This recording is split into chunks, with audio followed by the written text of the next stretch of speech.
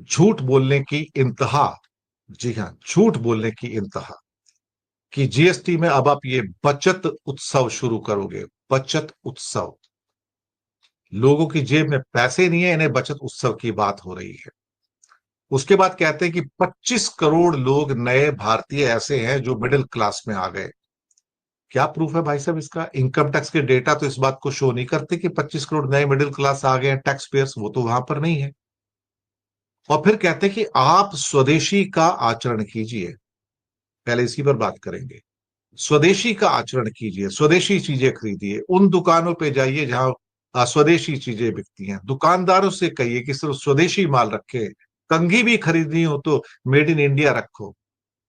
मोदी जी बेचारे, कौन सी कंघी पे लिखा रहता है मेड इन इंडिया साहब? पूछना चाहूंगा ना मैं, कौन सी कंघी पे लिखा रहता है? लेकिन क्या कहते हैं ना कि झूठ पे झूठ, झूठ पे झूठ, झूठ पे झूठ ये शख्स बोलता जाता है और उसको लगता है कि इंडिया के लोग उनकी बात मान लेंगे। स्वदेशी खरीदो, अपने आप को गांधी बनने चले हैं। गांधी के पैरों की धूल भी नहीं है आदमी, पैरों की धूल नहीं। गांधी की तो प्रतिमा से भी इस आदमी को 100 मीटर दूर रखना चाहिए, क्योंकि इसके पापों की छाया अगर गांधी में पड़ गई तो गांधी के ऊपर बुरा असर हो जाएगा। गांधी की प्रतिमा के ऊपर बुरा असर हो जाएगा, काली छाया पड़ गई तो चेहरा काला पड़ जाएगा गांधी का। इतने पाप कर्म है भाजपा के नेताओं के भाई साहब। और साहब, जो आदमी खुद ऊपर से लेके नीचे तक विदेशी रंग में रंगा हुआ है, जो 1.5 1.5 2 2 2.5 लाख रुपए के चश्मे पहनता है, जो 1.5 1.5 2 2 लाख रुपए के पेन इस्तेमाल करता है विदेशी मॉन्ट ब्लांक के, जो आदमी एक के बाद एक सारी फॉरेन की आइटम यूज करता है, जो आदमी अपने सामने टेलीप्रॉम्प्टर चाइना का रखता है, जिस आदमी के पास जो माइक्स होते हैं, जो कैमरा जापान के नोकिया के जो रखता है, वो वहां पर नोकिया नहीं बल्कि निकॉन के जो कैमरास होते हैं वो रखता है, ये हमको बोलता है कि स्वदेशी यूज करो। खुद विदेशी रंग में रंगा हुआ है, विदेशी महंगी 10 10 20 20 करोड़ की रेंज रोवर में बीएमडब्ल्यू में घूमता है और हमें कहता है कि आप देसी चीजें लो। बोइंग के विमानों में घूमता है 8,500 करोड़ के, और लोकल जो दूसरे विमान है वो भी बोइंग के विमान है। हमसे कहता है आप देशी चीजों का इस्तेमाल करो। शर्म नहीं आती तुमको प्रधानमंत्री जी? सारी चीजें विदेशी यूज करते हो।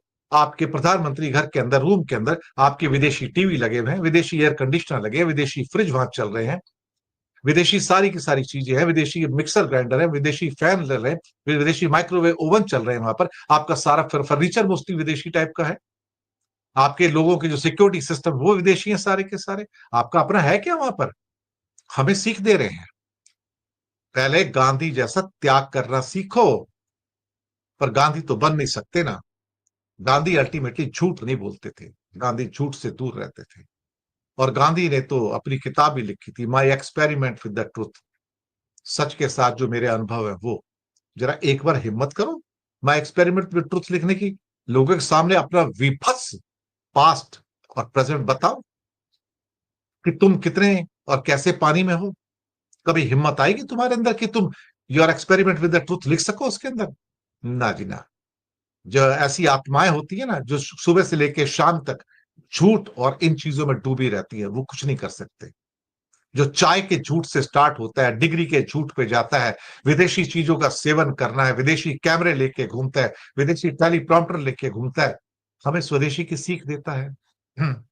आप खुद सोचिए इस बारे में कि ये आदमी जो दूसरों को सीख दे रहा है और कोई आप उसकी बात मानने को तैयार नहीं है।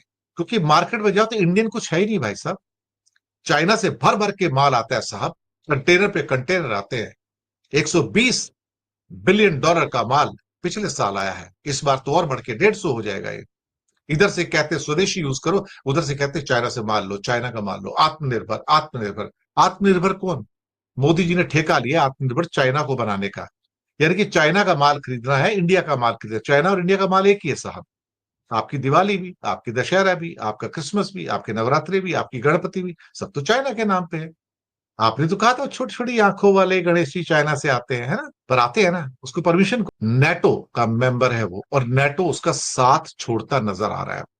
यानी कि अगर इसराइल ने टर्की पे अटैक कर दिया तो नेटो मेंबर इसराइल पे अटैक नहीं करेंगे। पहली चेतावनी आ गई है कि यानी कि नेटो के अंदर मतभेद हो गए हैं। टर्की पे मतलब इसराइल अटैक करे तो करे, लेकिन टर्की जवाब देगा तो उस समय अमेरिका क्या करेगा? तिल मिलाएगा, अब मैं कैसे सामना करूं, मैं कैसे क्या मैं टर्की पर अटैक कर सकता हूं? कतई नहीं। नहीं। मैं इसराइल को और हथियार दूंगा? हाँ, दे सकता है, इसराइल को हथियार दे सकता है। लेकिन मुसीबत है कि जो टर्की के पास हथियार है वो भी तो अमेरिकन है, F-16 वगैरह सब कुछ। 12 सबमरीन है उसके ऊपर, उसकी पूरी आर्मी है, उसके पास 2200 टैंक है, उसके पास हजारों बख्तरबंद गाड़ियां हैं, फुल फ्लैश आर्मी है, फुल फ्लैश एयरफोर्स है, फुल फ्लैश नेवी है, और मिसाइल्स है, एयर डिफेंस सिस्टम है, सब कुछ है उसके पास। क्या नहीं है उसके पास? और इसराइल का सामना अभी तक एक फुल फ्लैश्ड आर्मी के साथ नहीं हुआ। जो थोड़ा बहुत एक हुआ था ईरान के साथ हुआ था, लेकिन ईरान उतना मजबूत नहीं जितना टर्की है ना, मिलिटरली देखा जाए तो। अगर इसराइल को अपना शौक पूरा करना है तो उसके बाद 2-3 दिनों के अंदर अंदर अमेरिका इस लड़ाई को रुकवाने की कोशिश करेगा कि इसराइल को बचा लो कैसे भी करके, इसराइल न मर जाए इस चक्कर में। लेकिन टर्की छोड़ेगा नहीं ना। एर्दोगान दूसरा नेतन्याहू के सामने पागल आदमी है, तो बोलेगा तू मेरे ऊपर अटैक कर रहा है ना, तू कर बेटा, मैं तेरे को बताता हूं कि मैं क्या कर सकता। तो अमेरिका इस बात से डरता है कि फिर मैं कैसे कहूंगा। और उसका कुछ एक्सपर्ट्स हैं, जो थिंक टैंक है अमेरिका, कहते हैं कि उस टाइम अमेरिका जो टर्की का साथ नहीं देगा और नेटो के आर्टिकल 5 का वॉलेशन करेगा और इसराइल पे अटैक नहीं करेगा वो, क्योंकि नेटो के एक देश पे अटैक 32 के 32 देशों पर अटैक माना जाता है। तो क्या ये 32 के 32 देश, जो बाकी 31 देश हैं, वो इसराइल पे अटैक करेंगे? एक भी नहीं करेगा। लिख कर रख लीजिए, एक भी अटैक नहीं करेगा। क्या कहा जाए अल्टीमेटली, अब जो भी है, जैसा भी है, लेकिन मुझे लगता है कि जो चीजें हैं वो कुछ इसी किस्म से चल रही हैं। इस बीच ब्रिटेन, कनाडा और ऑस्ट्रेलिया 3 ऐसे वाहिद मुल्क हो गए जिन्होंने पैलेस्टाइन को रिकॉग्नाइज कर लिया, और अब करीब करीब 193 मेंबर में से यूएनओ के 75% मेंबर्स जो है फिलिस्तीन को रिकॉग्नाइज कर चुके हैं। इसराइल को बड़ा गुस्सा है ब्रिटेन, कनाडा और ऑस्ट्रेलिया पे कि तुमने रिकॉग्नाइज कैसे किया उसको, वो तो मेरा दुश्मन है, उसको तो यहां रहने का हक ही नहीं है। क्या कहा जाए साहब, मुद्दई लाख बुरा चाहे तो क्या होता है, वही होता है जो मंजूर खुदा होता है। इसराइल ने बहुत कोशिश कर ली कि पैलेस्टाइन को बर्बाद कर दे, उसको नामो निशान मिटा दे, ग्रेटर इसराइल बना दे, लेकिन हमेशा उसी की चले, जरूरी नहीं। ऊपर वाले के कहर से उसे डरना चाहिए कि पिछली सदी में एक दरिंदा था जिसका नाम हिटलर था, और सदी जो इस सदी में जो है उसका नाम नेतन्याहू है।